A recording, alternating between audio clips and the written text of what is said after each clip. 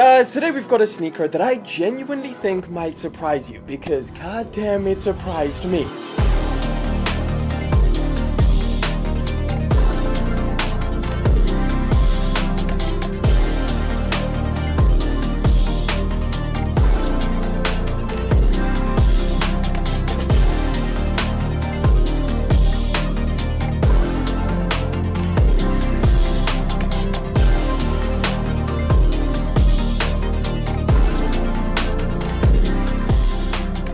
Here we have the box, looking very appropriate for this sneaker. As you can tell, it's got a lot of Jordan 4 in it. You've got the speckling, the Jumpman, and the flight tags. Not entirely sure why it's a green Jumpman because there's no green on this sneaker. Nevertheless, relatively simple box. It just flips open, and let me show you guys today's sneaker. It's the Jordan 4 RM.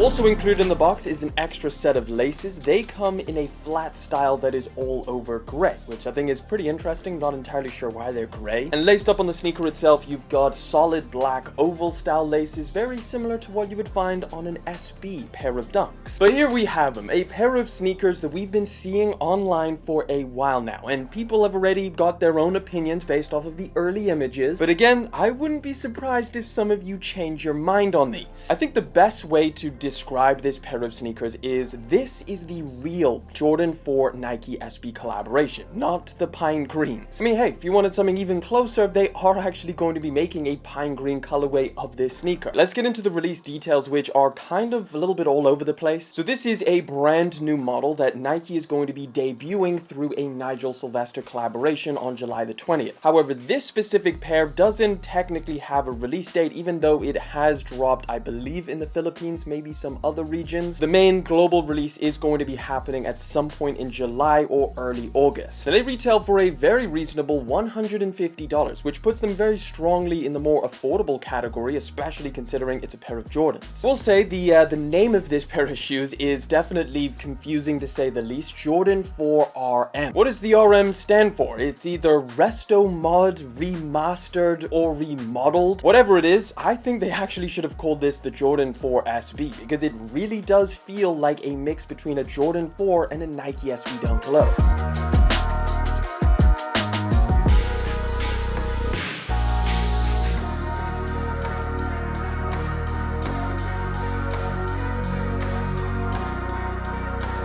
There's definitely a lot more going on with this sneaker than simply just a Jordan 4 with the top cut off. I think the most familiar thing on this pair of shoes is, of course, the midsole. That is basically exactly the same as any other Jordan 4. The upper changes things pretty significantly. I think the only thing that, again, will kind of remind you of a pair of Jordan 4s is the toe box area. So you've got the very familiar suede panel, which moves around acting as the mudguard. And impressively, Nike actually added some really solid suede here. It feels better than a lot of $250 Jordan 4 suede that they add. Now, the leather on the toe box is also really nice. It feels super soft. However, that's not going to be the best thing for creasing, which is probably something that's going to happen on these. It's definitely not your thicker, more tumbled leather that just ages a lot better over time, but still super soft, feels good, and is definitely going to lend a hand to that comfortability of this sneaker. You get a little bit more of that leather around the back of the shoe, just above this midsole that kind of wraps around the entire heel area. But the biggest departure has to be what's on top of that leather, where you find this rubber cage and the base material, which is ballistic nylon. This cage, to my surprise, doesn't feel like the same kind of rubber that you find on a regular pair of Jordan 4s, where it's slightly harder, a little bit more plasticky. This feels a lot more like the same rubber that you get on a pair of SB 4s, that kind of softer rubber that is very bendable. It adds more structure and support to this pair of sneakers, and also has the same kind of lace attachment points like a regular pair of Jordan 4s. Now, around the back, you have this mini pull tab, which is pretty hilarious just looking at it, especially compared to a regular pair of Jordan 4s. And just underneath that, you have the Nike Air branding, which I think is going to help people take this sneaker a little bit more seriously than if they had just added a Jumpman. Although you do get a little Jumpman on the side there, which is something we haven't seen before. My favorite part about this sneaker is what they did to it to make it more comfortable. This is mostly done through the extra beefy ankle area and tongue. They added some serious padding around this ankle area, and it definitely reminds me a lot more of an SB Dunk Low. And honestly, I think it's going to make this pair of shoes something that potentially skaters opt for. The extra padding definitely makes this pair of shoes look a lot more like some kind of retro skate shoe. And the padded tongue isn't just for show, it's padded all the way down to where it attaches towards the front of the shoe, which just overall makes this pair of sneakers leagues above the regular Jordan 4 in terms of comfort. It makes a huge difference to this pair of sneakers. I've always thought that the Jordan 4 model is one of the more uncomfortable Jordans that you can buy, but these feel way better on foot, even though you are still standing on the exact same Jordan 4 midsole cushioning. If you liked what they did to the SB Jordan 4 collaboration on those pine greens with the extra padding, then you are probably going to like these a lot as well. I'll swap out these laces and show you what it looks like with the flat laces included. I do like how it looks, however, I do just wish that they added another pair of black laces because that just makes the sneaker more cohesive. Not entirely sure why they made them gray, but yeah, I would probably stick with the oval ones. Just above the laces at the top of the tongue, you've got an added suede patch, which is embroidered with the Jumpman and the Flight logo. I think overall, the materials and the feel of these really surprised me with this pair of sneakers. I mean, I was fully expecting these to come out like what we would typically see from Jordan Brand with a $150 price tag, which is basically make them a plasticky quality control mess. But these actually feel like you're getting a solid, well-made pair of sneakers for that price tag. And I would go as far as to say that I prefer the materials on these than some of the regular Jordan 4s that they didn't add that great material to. I also didn't think I would like the way that they looked on foot as much as I do. I know that a lot of people will have their reservations about this model, and I think that's mainly due to the fact that Nike decided to call these a Jordan 4, and people don't typically like change. So I fully expect some people to just see this pair of shoes as like some kind of Spizike model. But I do think if you look beyond the name and see this sneaker for what it really is, there's definitely something here. They look really cool with straight fit or baggier pants, again leaning into the fact that they do kind of look like a retro skate model. I also really like the way that they look with shorts. And this colorway is definitely something that you can't really go wrong with. It's just a nice two-tone color with the black on the top and the light tan on the bottom. I actually think I prefer these to the upcoming Nigel Sylvester collaboration, at least in terms of colorway. The Nigels do have a lot of really nice added materials and